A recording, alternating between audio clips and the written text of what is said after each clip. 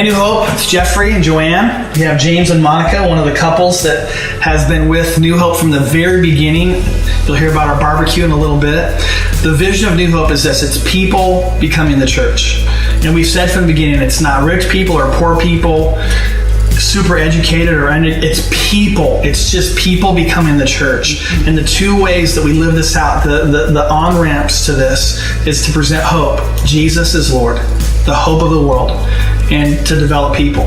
That everyone has a part to play, and that part is significant.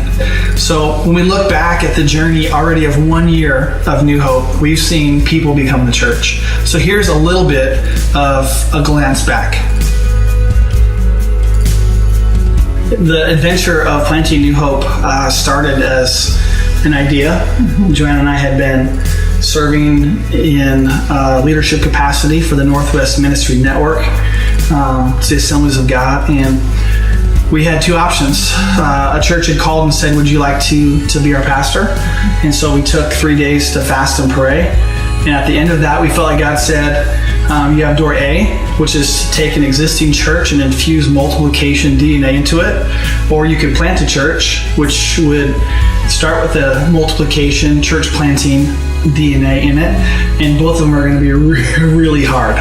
So we chose door B, and the beginning of New Hope was no longer the beginnings, it was happening. The dream of planting New Hope Church was never about one church or even one campus. From the beginning, it was bigger than that. And Joanne and I were part of a conference where we were just continuing to dig deeper into what we felt like God was saying to us. And we wrote what we called our napkin dream, which we'll tell you more about later. But it was the idea of 5 and 5, that we felt like Jesus had called us to plant 5 churches in 5 years. And in order to plant 2 churches, you have to have one healthy one. And so at the 10-month mark, we launched our second campus in Sumner, which you'll see a little bit more of later. But before we could plant a church, we had to move. And after 16 years in the same house and 20 in the same community, we had to move to the South Hill. And if you were to ask us what would be the worst time to actually move your teenage sons, it would really be the time that we did move them, right before their junior year and freshman year of high school.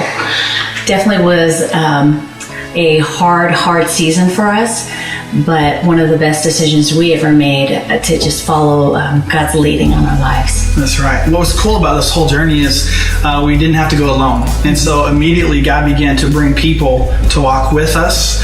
And so it started as Joanne and I, and it immediately became us. And that was a team. And so we look back and we see how God was orchestrating to bring couples to lift our arms, but also people with skills, with a passion and a heart to sacrifice. I think of Jeremy and Marisa joining the team early on. Met with Brad and Chantel for lunch about something else, and it was evident we need this couple on our team. We ran into Chris and April at a missions conference, and they helped launch the foundation of our kids ministry. Yes. Josh and Lacey drove over to meet with us about a different topic, and ended up saying we want to be a part of the team. And you think about the families and the couples in our neighborhood and our community, and it immediately became evident that this is bigger than 1 or 2 families. This is God's hand is on this.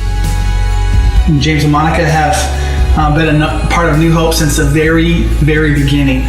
And back when it was an idea, it was a dream, nothing had happened. We hadn't started community groups. We haven't connected in any way. We had no public gatherings. But we said, you know what we should do? Let's do a barbecue.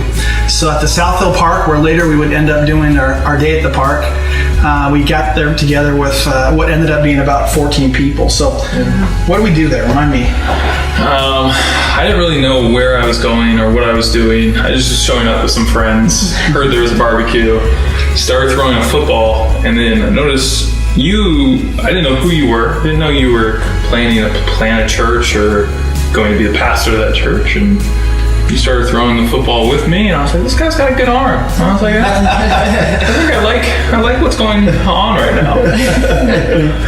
I love it. So Monica, I know that you had met some folks who were serving with us at the time, Isaiah and Nettie Young, and they had connected with you. And we became friends with them, and they're the ones that brought us to the barbecue. And really, when Jeffrey started talking about his vision and his dream for the South Hill and the surrounding areas, James and I immediately knew, one, God is in this, and we didn't know that we would necessarily be a part, but it was awesome to see people acting out what the Lord clearly called them to do. So when you look back at the journey of this last year, you cannot help but talk about our strategic partners, our parent churches, those individuals who have significantly invested in us in prayer and in finances. And we want to say thank you. A couple of things that jump out. I was at a meeting of pastors getting coaching. We all want to be lifelong learners. And one of the questions that this guy named Don asked, he said, so what are your prayer points and what are your pinch points? And so we celebrated some prayer stuff. And he said, what's the pinch point? I'm like, we need a truck. We hadn't launched New Hope yet. We were trying to figure out how are we going to get stuff anywhere? Where are we going to even put stuff? We're a mobile church. And he says this, hey, I think I have something for you. Let's talk at the break. Well, at the break, he takes me outside and he shows me the truck that we park in front of the Regal Theater every day. And it's because of their generosity that we're transporting this equipment. Now, another one is Regal Theater. Nicole, one of the managers, came to our team and said, hey, are you guys okay with us putting a promo on the backside of the marquee that tells people about New Hope? We're like, yes. They're like, is the Pope Catholic? Yes, of course we're for that, you know? And I think about how that's had a trickle-down effect to our strategic partners every week at New Hope are called our volunteers. And it's the backbone of our ministry. You know, being a mobile church, we set up and we tear down every week, and not just one little area, but the nursery and early childhood and kids and youth and the gathering. And it takes dozens and dozens of volunteers. And I want to say thank you. We want to say on behalf of the pastoral staff and the leadership team, thank you. Your investment, it's people becoming the church, but we don't take it lightly, and it allows the mission to go forward. There are so many incredible things that have taken place this last year at New Hope, and hopefully in your life. And undoubtedly, as we hit some of the high points along the way, we're going to miss a bunch of things. But here's a few of them that have stood out to us. The first day at the park. Yeah, so I remember when James and I came to the first gathering for New Hope, and there were 14 of us at this park. And then just 11 months later, there's 300 of us there with over 50 volunteers, all showing the South Hill that we love them, and that we wanted to develop people and present hope to them. In December, the first December at New Hope, we were able to be a part of the Big Give. And it really was a time for us to be arrows out, even back to the birth date of New Hope, where we received an offering and everything was given away. We wanted again to do that as part of the Big Give. And so $5,000 was the goal, and we wanted to just bless and be arrows out to not only our community, but to the missionaries that we support and the different organizations that New Hope believes in. That's right. And another great thing that happened in the last year is 19 people decided to be water baptized and 30 people decided to give their lives to Christ. Wow. And if anything else, looking back, like that is such a cool statistic, such a cool fact that people decided to turn from their old life, their old way of living, and moving forward with Jesus. And that's a true impact that New Hope has had in this last year. And it's just exciting to see what's to come in the next year. That's right. That's presenting hope and developing people. One other thing we want to highlight was the launch of our Sumner campus.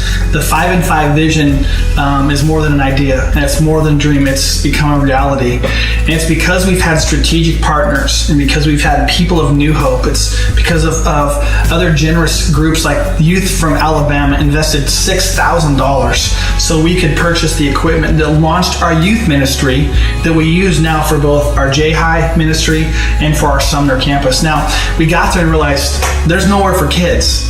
And we began to pray as a team. We began to look for options. I remember we started with the idea of an RV. We thought that would work unless there's a fire. And then we're in the news for the wrong thing. And then we thought, well, maybe we should get a van with no windows. Obviously, I'm just kidding. We landed on, let's get a bus. And I remember Joanne and I were invited to dinner by Dean and Ann Curry, who pastor Tacoma Life Center. And he asked me this question at lunch. He said, Jeffrey, what do you need? And here's what we said: we need a bus. A week later, he called and said, I think I have something for you. That bus that Tacoma Life Center donated would become our mobile kids ministry. And you see pictures of it here, and you see the impact it's having as we've launched our Sumner campus. It's the beginning of what is to come. When we look back at the last year, we see a lot of people that are all in, and that looks like GPS. They give, they pray, and they serve. And we just want to say thank you. So when we talk about presenting hope and developing people, you've heard about the bike and the two pedals that are moving the mission forward and us as followers of Jesus forward is gatherings and groups. And those groups are where people get together. We talk about you can't build relationships in rows. You got to get out of rows and get into groups, get into circles, gather around a table, enjoy life together. James and Monica have apprenticed in a community group, and they've also led one, and they're doing a fantastic job. So tell us a little bit of your story of engaging in community groups. Yeah, so when we started, we knew what the value of community groups were. We both came from a very large church, and looking back at that church, some of our best relationships and best friends today came from those community groups. So just thinking, when we apprenticed a group and then led a group, we developed some relationships that we know are going to be more than just a, hey, how are you? But we have a thorough, deep friendship with these people. And that comes from those community groups, and that's what we really experience leading and apprenticing in the community groups at New Hope.